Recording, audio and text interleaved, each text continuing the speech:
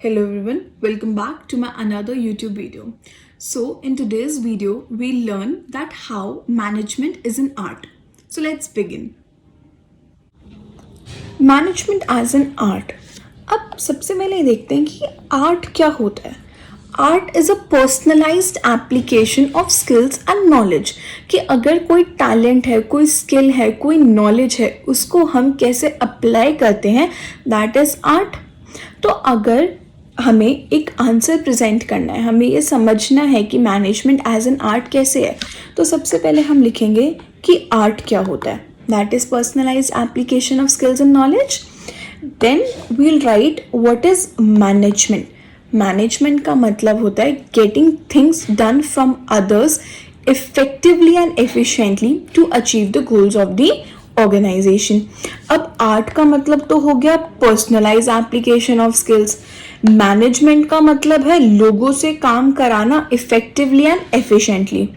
अब हमें ये देखना है कि क्या मैनेजमेंट आर्ट है. तो हम क्या करेंगे, हम आर्ट के कुछ फीचर्स उठाएंगे कि आर्ट के ये फीचर्स हैं, और फिर हम चेक करेंगे कि क्या आर्ट के ये फीचर्स मैनेजमेंट में अप्लाई होते हैं. अगर अप्लाई होते हैं तो आर्ट और मैनेजमेंट सेम है. अगर अप्लाई नहीं होते तो मतलब ये दोनों सेम नहीं है. तो अभी हमें क्या कंक्लूजन क्या लेकर आना है, हमें ये चेक करना है कि मैनेजमेंट एक आर्ट है या नहीं है. ये अभी ना क्वेश्चन मार्क स्टेटमेंट है. मैनेजमेंट एज एन आर्ट मतलब ऐसा होता है या नहीं होता. तो अब एक काम करते हैं, आर्ट के फीचर्स उठाते हैं और उन फीचर्स को एक एक करके समझते हैं. अब आर्ट के फीचर्स याद करने के लिए एक तरीका है, हम याद करेंगे PEB. Now what's Peb. चलो PEB, ये तीनों फीचर्स हैं जो हमें आर्ट के पढ़ने हैं. तो हमने एक शॉर्ट फॉर्म, एक न्यूमोनिक के तरीके से हम इसको याद करेंगे. Moving forward, what do we mean by P. तो यहाँ पर सबसे पहला जो ये P है, ये वाला, इसका क्या मतलब है, पर्सनलाइज्ड एप्लीकेशन. Personalised application. चलिए पर्सनलाइज्ड एप्लीकेशन समझते हैं आर्ट में कैसे अप्लाई होता है. नाउ आर्ट के अंदर जैसे अगर हम बोलते हैं 2 डांसर्स, राइट, 2 सिंगर्स, 2 टीचर्स, हर कोई सेम तरीके से नहीं पढ़ा सकता. 2 teachers will teach in a different manner, 2 dancers will dance in a different manner, right. So it is a personalized application. आप किस तरीके से करोगे और मैं किस तरीके से करूँगी डिफरेंट है. अगर मैं यही टॉपिक पढ़ा रही हूँ, कोई और भी ये टॉपिक पढ़ा रहे हैं, दोनों अलग तरीके से पढ़ाएंगे. सो आर्ट एक पर्सनलाइज्ड एप्लीकेशन है. हर कोई अपने तरीके से करता है, हर कोई डिफरेंट तरीके से करता है. So this is in art. अगर हम बात करें मैनेजमेंट की, मैनेजमेंट में एक ऑर्गेनाइजेशन में अलग अलग चैलेंजेस आते हैं, अलग अलग प्रॉब्लम्स आती हैं. अब हर एक मैनेजर उसको अपने तरीके से सॉल्व करेगा, हर कोई अपना नया वे ढूंढेगा उसको सॉल्व करने के लिए.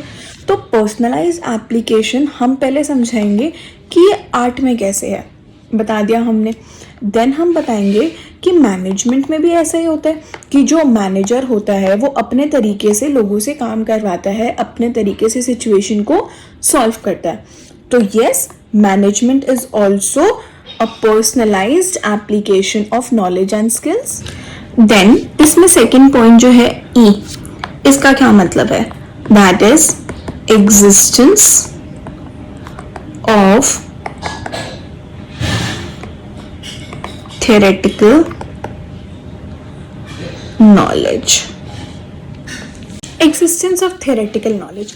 अब पहले देखते हैं existence of theoretical knowledge art में कैसे है. क्या आर्ट में अगर हमें डांस सीखना है या हमें म्यूज़िक सीखना है, क्या उसके लिए कोई बुक्स हैं. हाँ जी, बिल्कुल है.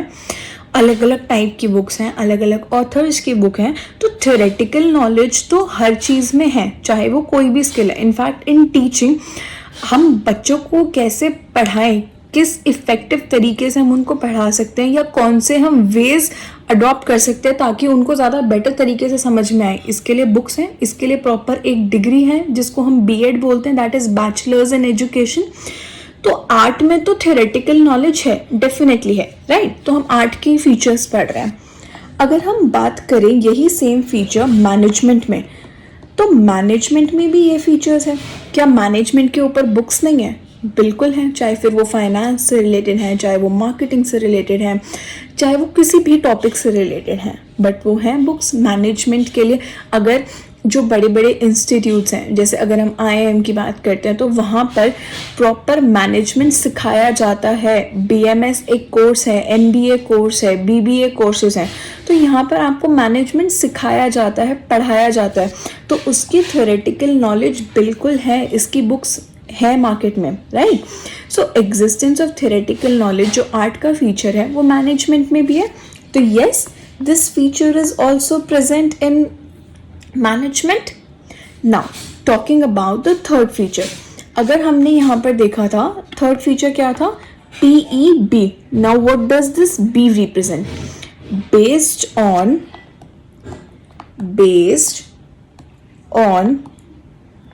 creativity and practice.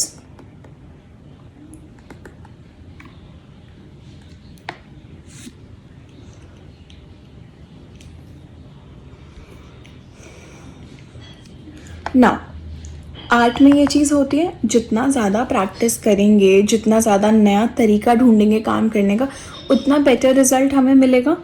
अब क्या ये फीचर मैनेजमेंट में प्रेजेंट है?